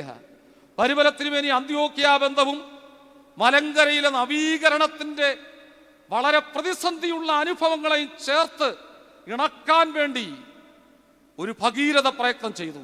ഉണ്ട്. അദ്ദേഹത്തിൻ്റെ ചരിത്രത്തിൽ പറയുന്നുണ്ട്, പരിമല തിരുമേനി കാർക്കശമുള്ള ചില കാര്യങ്ങൾ മുന്നിൽ കണ്ടിട്ടും ഈ തെക്കോട്ടുള്ള സ്ഥലങ്ങളിൽ ഈ പരിമല സെമിനാരി തന്നെ സ്ഥാപിച്ചത് പുലിക്കോട്ടി തിരുമേനി ആ ഒരു ലക്ഷ്യത്തോടെ, തെക്കിൻ്റെ മക്കളെ അവിശ്വാസത്തിന്റെ കീഴിൽ കൊണ്ടുപോകരുത്, സത്യവിശ്വാസമാകുന്ന പാറമേൽ മാർത്തോമൻ പൈതൃകത്തിൽ സഭ വളരപ്പെടണം. അപ്പോൾ ഓർത്ത് നോക്കിയേ, ഈ ഒരു വലിയ ഒരു അനുഭവം. മോശ എന്ന് പറയുന്നവൻ എബ്രായനാണ്. അവൻ ഇത്രോവിന്റെ ആടുകളെ പാതി വഴിയിൽ നിർത്തിയില്ല. അവൻ എവിടെ വരെ കൊണ്ടുപോയി? ഹോറേബോളം കൊണ്ടുപോയി. അവിടെയാണ് നമ്മൾ കുർബാനയെ പാടുന്നത്. മുൾമരമെരിയാതെരിതി തൻ നടുവിൽ കണ്ടതുപോൽ ചിന്മയനം അറിയാമിൽ വസിച്ചു ശരീരം പൂണ്ടു, അതിനാൽ ഭംഗവുമാ കന്യാം വ്രതമുദ്രയ്ക്കുണ്ടായില്ല. എത്ര മനോഹരമാ! നമ്മൾ വെറുതെ പോയി പ്രാർത്ഥിക്കുകയാണ് ചെയ്യുന്നത്. അല്ല, സത്യവിശ്വാസം ആവർത്തിച്ച് പ്രാർത്ഥിച്ച് നമ്മൾ കുർബാനയിലേക്ക് പ്രവേശിക്കുക. മുൾമരം എരിയാതെ എങ്ങനെ ഇരിക്കുന്നോ അതുപോലെ കന്യകയുടെ കന്യാത്വം. അതുകൊണ്ടാണ് പരിശുദ്ധ പരിമല തിരുമേനി എപ്പോഴും പറയുന്നത് തമ്പുരാനെ പറ്റി അമ്മയെന്നാ വാക്ക് പറയുന്നേ. തമ്പുരാനെ പറ്റി അമ്മേ. നമ്മളപ്പോ ഇപ്പൊ വളരെ ലളിതമായി ഓ മറിയാം എന്നൊക്കെ പെട്ടെന്ന് കയറി ഓ മറിയാമേ, ഹലോ ഹൗ ആർ യു എന്നൊക്കെ പറഞ്ഞു തുടങ്ങി. പക്ഷേ പരിശുദ്ധനായ പരിമല തിരുമേനി പോലും എന്താ പറഞ്ഞത്? ഇവിടെയുള്ള പഴയ പള്ളി മാതാവിന്റെ വിത്തുകൾക്ക് വേണ്ടിയുള്ള പെരുന്നാളിന്റെ നിമിഷങ്ങളിലാണ് കൂദാശ ചെയ്തതെന്ന് എഴുതി വെച്ചിട്ടുണ്ട്. അതിനുശേഷമാണ് അദ്ദേഹം യെരൂശലേം യാത്ര ചെയ്യുന്നത്. മലങ്കര സഭയെ ശ്രേഷ്ഠമായി പരിപാലിക്കുകയാണ്. ആടുകളെ എത്തേണ്ടടുത്ത് കൊണ്ടുവന്ന് എത്തിക്കുകയാ. എരിഞ്ഞു പോകാത്ത മുൾപ്പടർപ്പ് പോലെയാണ് കന്യാമറിയത്തിന്റെ ആ വലിയ കന്യകാത്വമെന്ന. അതുകൊണ്ടാ സ്വന്തം വീട് പൊളിച്ചു പണിയുമ്പോൾ എനിക്കിപ്പോഴും മനസ്സിലാവുന്നില്ല, പരിശുദ്ധ പരിമല തിരുമേനി ആ ശില പ്രാർത്ഥിച്ച് അയച്ചിട്ടുണ്ടെന്നാ എഴുത്തുകളിൽ പറയുന്നേ, അല്ലേ? ഇന്നത്തെ കൂട്ട് കൊറിയറും ഒന്നുമില്ല. എങ്ങനെ അയച്ചെന്നുള്ളതിനെ കുറിച്ച് ഞാനിങ്ങനെ 2 ദിവസം കൊണ്ട് ചിന്തിച്ചുകൊണ്ടിരിക്കും. ഇനി ഉത്തരം കിട്ടിയില്ല, അന്ന് എന്തെങ്കിലും കാണുമല്ലോ. അഞ്ചലോട്ടക്കാരും ഒന്നും അങ്ങനെയൊക്കെ പെട്ടെന്ന് കൊണ്ട് കൊടുക്കുന്നവരെന്നൊക്കെ അതൊക്കെ ഒരു സിസ്റ്റം കാണുമായിരിക്കും. എന്തായാലും അവിടെ ഇരിക്കുന്ന എഴുത്തുകളിൽ വ്യക്തമായി പറയുന്നുണ്ട്, നമ്മുടെ പിതാവ് പണിഞ്ഞ ഈ ഭവനം, നമ്മുടെ അപ്പൻ പണിഞ്ഞ ഈ ഭവനം, അപ്പനൊരു പ്രയാസവും തോന്നാതിരിക്കാൻ അപ്പന്റെ പേരിൽ കുർബാന അർപ്പിക്കണം. ഇന്ന് പല കുർബാനകളെയും പലരും പല ലളിതമായിട്ടാണ് കാണുന്നത്. പരിമല തിരുമേനി പറഞ്ഞ കത്തിനകത്തുള്ളതാണ്. വീണ്ടും പരിമല തിരുമേനി പറയുകയാണ്, ദൈവത്തെ പെറ്റ കന്യക മറിയാമിന്റെ നാമത്തിൽ കുർബാന അർപ്പിക്കണം. പിന്നെ പറഞ്ഞ തോമാസ് ലീഗയുടെ കാര്യമാണ്. വളരെ വ്യക്തമായി എഴുതുന്നു. മാർത്തോമാസ് ലീഗയുടെ നാമത്തിലും, അത് മുളന്തുരുത്തി മാർത്തോമൻ പള്ളി ആയതുകൊണ്ടാണോ അല്ലെ നമ്മുടെ തദ്ദേശികമായ വികാരം പുറത്ത് കാണിക്കാതെ ഉള്ളിൽ ആഴമായി നിന്നതുകൊണ്ടാണോ എന്നൊന്നും അറിയത്തില്ല. നമുക്കതിനെ വിചിന്തനം ചെയ്യാൻ അവകാശമില്ല. ഒരു മഹാപരിശുദ്ധന്റെ വാക്കുകൾക്ക് അത് കണ്ണടച്ചു വിശ്വസിക്കുക എന്നുള്ളതാണ് യാഥാർത്ഥ്യം. തീർച്ചയായും ഇതൊക്കെ ചെയ്യണം. എന്നിട്ട് പറഞ്ഞു, നിങ്ങളുടെ അകവും പുറവും ഒക്കെ ഒരുപോലെ വെളുപ്പിക്കണം. നിങ്ങൾ പോയി കുമ്പസാരിക്കണം, അച്ഛൻ്റെ അടുക്ക ചെന്ന് കുമ്പസാരിക്കണം, കൃപാനാനുഭവം ഉണ്ടാകണം. ഇതെല്ലാം പറഞ്ഞിട്ടാണ് പരിമല തിരുമേനി തൻ്റെ തറവാടിന് കല്ലിടുന്നത്. ഇന്നത്തെ പിതാക്കന്മാർ ഒന്നും തോന്നരുത്, ചിലപ്പോഴൊക്കെ വിചാരിക്കും, അവർ വിചാരിക്കുന്നത് ഇതൊന്നും തദ്ദേശീയമായി നടന്നില്ലേലും കുഴപ്പമില്ല എന്ന് ചിലപ്പോഴൊക്കെ ചിലർ ചിന്തിക്കും. അവരുടെ സ്ഥാനത്തിൻ്റെ മഹിമയാണ്. പക്ഷെ പരിമല തിരുമേനി എളിമയുടെ ജീവിതാനുഭവങ്ങളിൽ നിന്നുകൊണ്ട് തൻ്റെ ദേശത്തെ ഭരിക്കുന്ന പുരോഹിതനെയും അവിടെയുള്ള കുർബാനയെയും അവിടെയുള്ള അനുഭവങ്ങളെയും ആത്മീക നിഷ്ഠയോടെ കാണുകയാണ്. അതുകൊണ്ട് നമ്മളെപ്പോഴും ഓർക്കുക, വൈകാരികമായ ഒരു പ്രവർത്തനങ്ങൾക്കല്ല, വളരെ ശാന്തമായി പരിമല തിരുമേനി എപ്പോഴും പ്രവർത്തിച്ചിരുന്നു. വളരെ കോൺസ്റ്റന്റായി തൻ്റെ ജീവിതത്തിലെ വിശ്വാസത്തെ കാത്തു സൂക്ഷിച്ചിരുന്നു എന്നുള്ളതിൽ ഒട്ടും സംശയമില്ല എന്ന് കാണാൻ സാധിക്കുന്നു. ആ മോശ അങ്ങനെ പോവുകയാ. പിന്നെ അങ്ങനെ എത്രയോ പരിശുദ്ധന്മാരാണ്. ഏലിയാവും ഏലീശായും ഒക്കെ വിധവയുടെ വീട്ടിലെ ആ വീഞ്ഞും വിധവയുടെ വീട്ടിലെ എണ്ണ വർദ്ധിക്കുന്നതും ഒക്കെ എന്തെയോ അനുഭവങ്ങളാ. പുതിയ നിയമത്തിൽ വരുമ്പോൾ കർത്താവ് ആദ്യം കാണിക്കുന്ന അടയാളം നമ്മൾ ധ്യാനാത്മകമാക്കണമെന്നാണ് എനിക്ക് തോന്നുന്നത്. 6 കൽഭരണികളിലുള്ള വെള്ളം അതിനെ കർത്താവ് നോക്കിയപ്പോൾ വീഞ്ഞായി തീർന്നു. 6ന് പൂർത്തീകരണമില്ലാത്തത് കൊണ്ട് ഒരുപക്ഷെ തൻ്റെ അന്ത്യത്താഴത്തിന് ഒരു കാസായിൽ വീഞ്ഞെടുത്തിട്ട് ആ കാസായിൽ നോക്കിയപ്പോൾ സ്വന്തം രക്തമായി തീരുന്ന അനുഭവം. ഒരു ബാലൻ കൊണ്ടുവന്ന അപ്പവും മീനും അത് അനേകർക്ക് മുഖാന്തരമായി തീർന്നു. ആ അമ്മയെ ഏറെ സ്മരിക്കണം. യഥാർത്ഥത്തിൽ അത് കണ്ടുപിടിച്ച അന്ത്രയോസ് എന്ന് പറയും ശിഷ്യരെ നമ്മൾ നമിക്കണം, പ്രപഞ്ചത്തെ നമിക്കണം. ഈ മൂല്യച്യുതി വരുന്ന ഈ കാലഘട്ടത്തിൽ ഉപഭോഗങ്ങളെ ആകമാനം കണ്ടുകൊണ്ട് വേണം വേദപുസ്തകത്തിലെ ഓരോ വസ്തുവിനെയും കാണേണ്ടത്. പത്രോസിന്റെ പടകിൽ തന്നെ കയറിയല്ലോ, വേറെ പടകുണ്ടായിട്ടും അവിടെ നിന്ന് പ്രസംഗിച്ചില്ലേ, അവിടെ സമൃദ്ധി ഉണ്ടായില്ലേ? ഇതൊക്കെയാണ് നമ്മുടെ ജീവിതത്തിൽ ഉണ്ടാകേണ്ട ആത്മീക നന്മയുടെ പൂത്തുലയുന്ന സൗഭാഗ്യങ്ങളെന്ന് മനസ്സിലോർക്കണം. ഈ പത്രോസിനൊക്കെ എടുത്തിയാട്ടം ഉണ്ടായതുകൊണ്ടായിരിക്കുമല്ലോ കർത്താവ് നടന്ന പോലെ നടക്കാൻ ശ്രമിച്ചപ്പോൾ ആദ്യം നടന്നു, പിന്നെ താന്നു. ആദ്യം നടന്നപ്പോഴാണ് കർത്താവിൻ്റെ മുഖത്ത് നോക്കിയപ്പോൾ അവൻ നടന്നു, വെള്ളത്തെ നോക്കിയപ്പോൾ അവൻ ആഴ്ന്നുപോയി. ഇവിടെ ഇരിക്കുന്ന പലരും പ്രശ്നങ്ങളെയാണ് നോക്കുന്നത്. ദൈവത്തെ നോക്കണം. ദൈവത്തെ നോക്കുമ്പോൾ എനിക്ക് നിങ്ങൾക്ക് നടക്കാൻ സാധിക്കും. അസാധ്യമെന്ന് കരുതുന്നിടത്ത് സാധ്യതകളെ പകരാൻ എൻ്റെ കർത്താവിന് സാധ്യമായി തീരും എന്ന് വിശ്വസിക്കുവാൻ സാധിക്കണം. പ്രശ്നങ്ങൾ മൂന്നാമത് ദൈവത്തിലുള്ള നമ്മുടെ വിശ്വാസത്തെ ആഴത്തിലാക്കും. പ്രശ്നങ്ങൾ നമ്മുടെ വിശ്വാസത്തെ ആഴത്തിലാക്കും. എൻ്റെ പാട്ടുകാരൻ പറഞ്ഞ ആഴങ്ങൾ തേടുന്ന ദൈവം, ആത്മാവെ നേടുന്ന ദൈവം, ആഴത്തിൽ അനന്തമായി, ആഴത്തിൽ അനന്തമായി. അതുകൊണ്ടാണ് ശിഷ്യന്മാരോട് പറഞ്ഞേ ആഴത്തിലേക്ക് നീക്കി മീൻപിടുത്തത്തിന് വലയിറക്കുക. ആഴം വിശ്വാസത്തിന് എപ്പോഴും ഉണ്ടാകണം. സങ്കീർത്തനത്തിൽ 91 സങ്കീർത്തനം 14, 16 സന്ധികളിലൊക്കെ വായിക്കുന്നതാണ്. അവൻ എന്നോട് പറ്റിയിരിക്കിയാൽ ഞാൻ അവനെ വിടുവിക്കും, അവൻ എൻ്റെ നാമത്തെ അറിയുകയാൽ ഞാൻ അവനെ ഉയർത്തും, അവൻ എന്നെ വിളിച്ചപേക്ഷിക്കും, ഞാൻ അവന് ഉത്തരമരുളും. ഇത് കുർബാനയെ കാണുന്നുണ്ട്. എലിയാവ് പ്രാർത്ഥിച്ചതുപോലെ ആനിൻ മറിയോ എന്ന് പറഞ്ഞ് ആ ജനത്തിനു വേണ്ടി, ആ ദേശത്തിനു വേണ്ടി, നാനാജാതി മതസ്ഥർക്കു വേണ്ടി, എല്ലാ സമൂഹത്തിനു വേണ്ടിയും പുരോഹിതൻ തൻ്റെ കരങ്ങൾ ഉയർത്തി പ്രാർത്ഥിക്കുമ്പോൾ, അഗ്നി ഇറങ്ങണമേ എന്ന് പ്രാർത്ഥിക്കുന്ന അനുഭവം, യഹോവ ഉത്തരവരുളും വിളിച്ചപേക്ഷിക്കുമ്പോൾ, കഷ്ടകാലത്ത് ഞാൻ അവനോട് കൂടെ. കഷ്ടങ്ങളിൽ നമ്മുടെ കൂടെ നമ്മുടെ പ്രാണസഖി എന്ന് വിചാരിക്കുന്നവരോ അല്ലെ പങ്കാളി എന്ന് വിചാരിക്കുന്നവരോ നമ്മുടെ പ്രിയപ്പെട്ടവരൊക്കെ കുറ്റം പറയുമ്പോൾ ആര് കാണും? കഷ്ടങ്ങളിൽ ദൈവം നമ്മുടെ കൂടെ ഉണ്ടായിരിക്കും. ഞാൻ അവനെ വിടുവിച്ച് മഹത്വപ്പെടുത്തും, ദീർഘായുസ് കൊണ്ട് ഞാൻ അവനെ തൃപ്തി വരുത്തും, എൻ്റെ രക്ഷയെ അവന് കാണിച്ച് കൊടുക്കും. എൻ്റെ രക്ഷയെ അവന് രക്ഷിതാവിനെ കാണുക. പാപി അല്ലേ? പരിശുദ്ധ പരിമലത്തിരുവിനെ എപ്പോഴും ആ പാപബോധം ഉണർത്തുന്ന ഉണ്ടായിരുന്നേ. ചിതറിക്കിടന്ന സഭകളെ, ചിതറിക്കിടന്ന ഇടവകകളെ, അവിടെ പലതരത്തിലുള്ള രീതികളിൽ ഓരോ വൈദികരും അത് കൈകാര്യം ചെയ്യുമ്പോൾ, ഇന്നൊരു വാട്സാപ്പ് സന്ദേശം മതി ഇവിടെ എത്ര ഭദ്രാസനത്തിനെയും വൈദികരെ കൂട്ടിച്ചേർക്കാം. പക്ഷെ അന്ന് അത് സാധ്യമല്ലാത്ത ഒരു കാലത്ത് കൊല്ലം, തുമ്പമൺ, നിരണം ഭദ്രാസനത്തിലെ വൈദികരെ കൂട്ടിവരുത്തി ഈ പടുത്ത വീട്, ഈ സെമിനാരി ഒരു വിശ്വാസ പഠനത്തിൻ്റെയും വിശ്വാസ പഠിപ്പിക്കലിൻ്റെയും വിശ്വാസം പ്രസംഗിക്കുന്ന വൈദികരുടെയും ഒരു കൂടിവരവായി തീരണമെന്ന് പരിമല തിരുമേനി അതിയായി ആഗ്രഹിച്ചുകൊണ്ട് ആ രക്ഷയെക്കുറിച്ച് നമ്മളെ പഠിപ്പിക്കുകയുണ്ടായി. Has God placed a door of opportunity before you. അവസരത്തിന്റെ ഒരു വാതിൽ തുറന്നത് നിങ്ങളുടെ മുമ്പിലുണ്ടോ? തീർച്ചയായും ഉണ്ട്. എത്ര അവസരമാ ദൈവം വെച്ചു നീട്ടിയിരിക്കുന്നത്.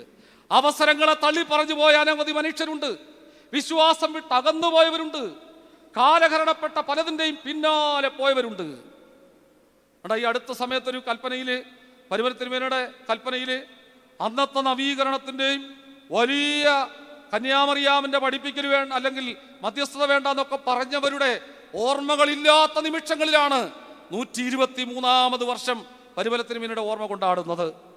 അദ്ദേഹം പറഞ്ഞല്ലേ, ഇവിടെ പല പണത്തിൻ്റെയും കുറവുള്ളപ്പോൾ അദ്ദേഹത്തിൻ്റെ മുമ്പിൽ വിഷണ്ണരായി നിൽക്കുന്നവരോട് പറഞ്ഞു, ഈ ദേവാലയത്തിൻ്റെ വടക്കുവശത്ത് നിധിയുണ്ട് മക്കളെ എന്ന് പറഞ്ഞു. പക്ഷെ അവർക്കന്ന് മനസ്സിലായില്ല. ദേവാലയത്തിൻ്റെ വടക്ക് അദ്ദേഹം കബറടങ്ങുമെന്നും അവിടെ നിധിയുണ്ടെന്നും ഇന്നും പരിശുദ്ധ സഭ ആ നിധിയിൽ നിന്ന് ഒരു വലിയ അനുഭവങ്ങളെ ചേർത്ത് പിടിക്കുമ്പോൾ നമ്മൾ മനസ്സിലാക്കുക എത്ര ശ്രേഷ്ഠമാണ്. നമ്മുടെ മുമ്പിൽ അവസരത്തിന്റെ വാതിൽ തുറന്നു കിടക്കുന്നത് നീ കാണുന്നുണ്ടോ? സഭയായി മാത്രമല്ല, നിന്റെ കുടുംബത്തിൽ നിന്റെ പങ്കാളിയോടുകൂടെ, നിന്റെ മക്കളോടുകൂടെ ഈ മക്കളെ കിട്ടി നീ അഭിമാനിക്കുന്നുണ്ടോ? ജീവിതത്തിൽ ഈ പങ്കാളിയെ കിട്ടി നീ അഭിമാനിക്കുന്നുണ്ടോ? ഈ മാതാപിതാക്കളുടെ മകനായതിൽ, മകളായതിൽ നീ അഭിമാനിക്കുന്നുണ്ടോ? എന്നെ ആദ്യം അമ്മ പരിമലപ്പള്ളിയിൽ, ഈ പഴയ പള്ളിയിൽ കൊണ്ടുവന്ന് ഒരു 5-8 വയസ്സൊക്കെ കാണത്തുള്ളായിരിക്കും. അന്ന് കൊണ്ടുവന്നപ്പോൾ ഈ ധ്യാനം നടന്നുകൊണ്ടിരിക്കുക.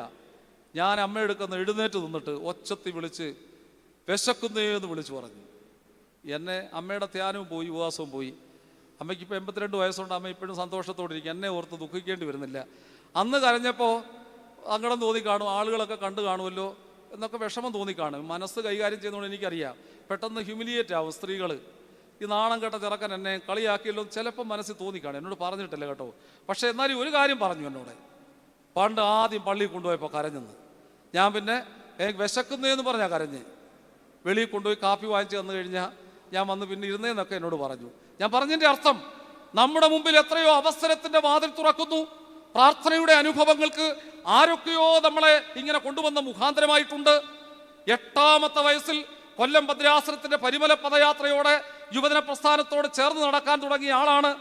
ദൈവത്തിന്റെ വലിയ കൃപ കൊണ്ട് ഈ 54-ാമത്തെ വയസ്സിൽ നടക്കാൻ പറ്റുന്നുണ്ടല്ലോ. അതുമാത്രം മതി, അതുമാത്രം മതി. മറ്റൊന്നും ജീവിതത്തിന് ആവശ്യമില്ല. അവസരത്തിന്റെ വാതിൽ തുറന്നു തന്ന് നമ്മളെ ആത്മീകമായി പ്രബുദ്ധരാക്കിയ അനവധി ആളുകൾ നമ്മുടെ മുമ്പിലുണ്ട്. Do you have eyes to see it? അത് കാണാനുള്ളൊരു കണ്ണുണ്ടോ? കാണാനുള്ളൊരു കണ്ണുണ്ടോ? ചില ആളുകളൊക്കെ ഞാൻ ആദ്യം പട്ടമേറ്റ സമയത്തൊക്കെ നല്ല ഊർജ്ജസ്വലരായി നിന്ന ആളുകളൊക്കെ ഇപ്പോൾ വാർദ്ധക്യമായി. അപ്പം എന്നെ കണ്ടിട്ട് പറയും, അച്ഛനാന്ന് കണ്ടിട്ട് മനസ്സിലായില്ല, പ്രസംഗിച്ച ശബ്ദം കേട്ടുകൊണ്ടാണ് മനസ്സിലായത്, അച്ഛനാന്ന് മനസ്സിലായി. ആ പഴയ ശബ്ദം തന്നെ ഇപ്പോഴും ഉണ്ടല്ലോ. ദൈവത്തിന് സ്തോത്രം എന്ന് പറയും ചില ആളുകളെ ഞാൻ കണ്ടിട്ടുണ്ട്. മുള്ളു നിറഞ്ഞ ജഡത്തിൽ തന്നെ പ്രകാശിപ്പിക്കുന്ന സത്യവെളിച്ചത്തിലേക്കുള്ള നോട്ടം നമുക്കുണ്ടാകണം. മുള്ളു നിറഞ്ഞ ജീവിതത്തിൽ നമ്മെ പ്രകാശിപ്പിക്കുന്ന സത്യവെളിച്ചം. മുള്ളുകളുണ്ട് ജീവിതത്തിൽ. അതുകൊണ്ടാ ഈ മുള്ളുകളുമായിട്ട് സമാനപ്പെട്ട കൊളംബിയോയിൽ ചെന്നപ്പോൾ പരിമൽ തിരുമേനിക്ക് കൊടുത്ത അവാർഡ് അങ്ങനെയാണെന്നാണ് ഞാൻ വായിച്ചിട്ടുള്ളത്. എപ്പോഴും നമ്മുടെ ജീവിതത്തിൽ ഓർക്കുക, പ്രശ്നങ്ങൾ ദൈവത്തിങ്കലേക്കുള്ള നമ്മുടെ വിശ്വാസത്തെ ആഴത്തിലേക്കാക്കുന്നു എന്നുള്ളതാണ്. കരഞ്ഞ് കരഞ്ഞ് എൻ്റെ എൻ്റെ എൻ്റെ മുഖം ചുവന്നിരിക്കുന്നു, എങ്കിലും എൻ്റെ കണ്ണിന്മേൽ അന്ധതമസ് കിടന്നിരിക്കുന്നു, എങ്കിലും സാഹസം എൻ്റെ കൈകളിൽ ഇല്ല. എൻ്റെ പ്രാർത്ഥന നിങ്ങൾ നേറ്റു പറഞ്ഞു, എൻ്റെ പ്രാർത്ഥന എൻ്റെ അല്ല, നമ്മുടെ അല്ല. നമ്മുടെ പ്രാർത്ഥന നിർമ്മലമത്രേ. അയ്യോ ഭൂമിയെ എൻ്റെ രക്തം മൂടരുതേ, എൻ്റെ നിലവിളിയെങ്ങും തടഞ്ഞു പോകരുതേ. എപ്പോഴും എൻ്റെ സാക്ഷി സ്വർഗത്തിലും എൻ്റെ ജാമ്യക്കാരൻ എവിടെയാ? ഉയരത്തിലുമായിരിക്കുന്നു. എൻ്റെ സ്നേഹിതന്മാർ എന്നെ പരിഹസിക്കുന്നു. ഉറപ്പാ പരിഹസിക്കും കേട്ടോ. കൂടെ വയ്ക്കുന്നവരൊക്കെ കുതികാല് വെട്ടും, പരിഹസിക്കും. എൻ്റെ കണ്ണോ ദൈവത്തിങ്കലേക്ക് നോക്കി കണ്ണുനീർ പൊഴിക്കുന്നു. എപ്പോഴും കണ്ണുനീർ പൊഴിക്കുന്ന അനുഭവം ജീവിതത്തിലുണ്ടാകണം.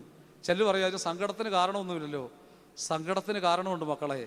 ഈ സമൂഹത്തിലെ ദുഷിച്ചു നാറിയ പ്രവണതകൾക്കെതിരെ, അരാജകത്വങ്ങൾക്കെതിരെ, അഴിമതികൾക്കെതിരെ, താന്തോന്നിത്വത്തിനെതിരെ, സ്വജനപക്ഷപാതത്തിനെതിരെ, നമ്മുടെ ജീവിതത്തിൽ വർദ്ധിച്ചു വരുന്ന വികസനമെന്ന പേരിൽ വരുന്ന അശാസ്ത്രീയമായ കാര്യങ്ങൾക്കെതിരെ ഒക്കെ നമ്മൾ കരയണം. ഈ സമൂഹത്തെ ഓർത്ത് കരയണം. നമ്മുടെ കുട്ടികളൊക്കെ മടങ്ങി വരാതിരിക്കുന്ന ഇപ്പോഴത്തെ ജീവിതം ഉണ്ടല്ലോ, അതിനെ ഓർത്ത് കരയണം. നമ്മുടെ പാടങ്ങളും നമ്മുടെ ഭൂമികളും ഒക്കെ അന്യാധീനപ്പെട്ടു പോകുന്ന അനുഭവങ്ങളെ ഓർത്ത് കരയണം. ജീവിതത്തിൽ ഓർത്ത് കരയണം. ഒരു കുറേ ഏക്കറിന്റെ നടുവിൽ താമസിക്കുന്ന ഒരു ഗൃഹസ്ഥൻ, അദ്ദേഹത്തിൻ്റെ ഭാര്യയും മാത്രമേ ഉള്ളൂ ആ വീട്ടിൽ. എത്ര സങ്കടമാ. നന്നായി പഠിക്കുന്ന ഒരു കുട്ടി, ആ കുട്ടിക്ക് അത് മനഃശാസ്ത്രപരമായി അത് രോഗമായി തീർന്നു. മറ്റൊരു ഒരു യുവാവുണ്ടായിരുന്നു, അവൻ ഡ്രഗ്സുകൾക്ക് അടിമയായി. മറ്റൊരുത്തരെ നാട്ടുകാരോ വകവരുത്തി. ഒരു മക്കളുമില്ലാത്ത, 3 മക്കളുണ്ടായിട്ടും ഒരു മക്കളും ഇപ്പോൾ ഇല്ലാത്ത ഒരവസ്ഥയിൽ കഴിയുന്ന മാതാപിതാക്കൾ ഈ കേരളത്തിലുണ്ട്. നീറുന്ന വേദനകളോടെ വളരെ അധികം പ്രയാസങ്ങളിലൂടെ കഴിയുന്ന അനവധി ആളുകൾ ഈ മണ്ണിൽ വസിക്കുന്നു. അവരെ ഓർത്ത് കരയണം, കരുതണം, അവരെ ചേർത്ത് പിടിക്കണം. അതിനൊക്കെ നമ്മുടെ ജീവിതം എപ്പോഴും ഇടയാകണം. നിന്റെ ഇഷ്ടം മാത്രമേ നമ്മുടെ ജീവിതത്തിൽ നടക്കാവൂ. ദൈവ ഇഷ്ടം നടക്കട്ടെ. നമ്മുടെ ജീവിതത്തിൽ എന്ത് പ്രതിസന്ധി വന്നാലും നമ്മളെ ആ തുറമുഖത്തെത്തിക്കുന്ന ഒരു വലിയ അനുഭവമുണ്ട്. ആ അന്തോണിയോസ് അബ്ബ പറഞ്ഞു കൊടുക്കുന്ന പോലെ നമ്മുടെ ജീവിതത്തിൽ പ്രാർത്ഥനാ മനുഷ്യരാന്നൊക്കെ ഇപ്പോഴേ അറിയപ്പെട്ടിട്ട് പാതി വഴിക്ക് മുങ്ങിപ്പോകുന്ന കപ്പലുകളാകരുതേ. ഈ കപ്പലുകൾ തീരങ്ങളിലെത്തട്ടെ. തിരമാലകളുണ്ട്. കപ്പിത്താൻ്റെ വെല്ലുവിളി അനവധിയാണ്. പരിശുദ്ധ സഭയെ നയിക്കുന്ന പരിശുദ്ധ ബാബാ തിരുമേനിയും പിതാക്കന്മാരുമൊക്കെ അതിൻ്റെ ഭരണസമിതികളുമൊക്കെ അനുഭവിക്കുന്ന വേദനകളൊക്കെ അനവധിയായിരിക്കാം. എല്ലാ കപ്പിത്താന്മാരും സുഖമായിരിക്കട്ടെ. ശാന്തിയുടെ തീരത്ത് നമുക്ക് എത്തിച്ചേരാനുള്ള ഒരു അനുഭവം നമുക്കുണ്ടാകട്ടെ. ഇവിടെയുള്ള ഭാരങ്ങളൊക്കെ നമുക്കൊന്ന് ഇറക്കി വെക്കാം. ഭാരങ്ങൾ കൂടുന്നതിനൊന്നും വേണ്ട. യാത്രയിൽ അല്പം അപ്പം വിശപ്പിന് അത് കുർബാന കിട്ടുന്നുണ്ടല്ലോ, അത് മതി. ജീവിതത്തിൻ്റെ പ്രതിസന്ധികളിൽ തളർന്നു പോകാതിരിപ്പാൻ കാരാഗ്രഹത്തിൽ വഴി നടത്തിയ ദൈവം, കൈകളിൽ ചങ്ങലയുണ്ടായിട്ടും വിടുവിച്ച ദൈവം നമ്മുടെ ജീവിതത്തിലും വിടുവിക്കും എന്നുള്ള പരിപൂർണ ബോധ്യത്തോടെ സങ്കടങ്ങളിൽ കൂടെ കടന്നു പോകുന്ന ഈ ജീവിതത്തെ ശോധന ചെയ്യാൻ പരിശുദ്ധ പരിമലത്തിനുമേനിവിടെ ഈ മഹാമധ്യസ്ഥ അനുഗ്രഹമായി തീരട്ടെ. 123ാമത് ഈ പെരുന്നാളിൻ്റെ ഈ പരിമലപ്പള്ളിയിലെ ഈ കടശ്ശി കൺവെൻഷനിൽ പങ്കെടുക്കാൻ ദൈവം തന്ന ആരോഗ്യത്തിന് ദൈവത്തെ സ്തുതിച്ചുകൊണ്ട് വീണ്ടും ഓർമ്മിപ്പിക്കട്ടെ. കരഞ്ഞ് കരഞ്ഞെൻ്റെ മുഖം ചുവന്നിരിക്കുന്നു, എൻ്റെ കണ്ണിൽ അന്ധതമസ് കിടക്കുന്നു, എങ്കിലും സാഹസം എൻ്റെ കയ്യിലില്ല. എൻ്റെ പ്രാർത്ഥന നിർമ്മലമാട്ടെ. നന്നായി നിർമ്മലരായി പ്രാർത്ഥിക്കട്ടെ. ആ പ്രാർത്ഥനയിലൂടെ നമുക്കറിയാം, ഇവിടെയും നമ്മുടെ എല്ലാ ദേവാലയങ്ങളിലും ഈ പെരുന്നാൾ കൊണ്ടാടുന്നുണ്ട്. ഇവിടെ എത്രയോ ദിവസമുണ്ട്. വിജുമൻ സാറും റോണി സാറും ഒക്കെ എത്ര ദിവസം ഇവിടെ താമസിച്ചാണ് ഇതിൻ്റെ ക്രമീകരണങ്ങൾ ചെയ്യുന്നത്. ഇവിടുത്തെ മാനേജർമാരും ഒക്കെ ചേർന്ന് പള്ളികളിലൊക്കെ അങ്ങനെയാണ്. അനേകർ പല കാര്യങ്ങൾ പരിമല തിരുമേനിയുടെ നാമത്തിൽ ചെയ്യുന്നുണ്ട്. അവരെയൊക്കെ ദൈവം കൂടുതൽ കൂടുതൽ അനുഗ്രഹിച്ച് ആ കാന്തി മലങ്കര സഭയ്ക്ക് കിട്ടിയ ഒരു മഹാശോഭയാണ്. ആ ശോഭയുടെ മുമ്പിൽ നമുക്കെല്ലാവർക്കും നമ്രശിരസ്കരാകാം. ദൈവത്തിൻ്റെ ഇഷ്ടം നടക്കട്ടെ. ദൈവം ഈ സഭയെ നയിക്കട്ടെ. പരിമല തിരുമേനി കണ്ട ദർശനങ്ങളൊക്കെ ഈ സഭയിൽ പൂർത്തീകരിക്കാൻ പരിശുദ്ധാത്മാവ് ഈ സഭയിൽ അനവരതമായ ദൈവകർമ്മ നിറയ്ക്കട്ടെ എന്ന് പ്രാർത്ഥിക്കുന്നു. ഈ അവസരം തന്ന വന്ദരായ എല്ലാ വൈദിക ശ്രേഷ്ഠരോടും, എൽദോ അച്ഛൻ, അതുപോലെ മാത്തുക്കുട്ടി അച്ഛൻ, മറ്റ് അച്ഛൻ എല്ലാവരോടുമുള്ള നന്ദി പ്രത്യേകമായിട്ട് അറിയിക്കുന്നു. വാക്കുകൾ നിർത്തുന്ന ദൈവം അനുഗ്രഹിക്കും.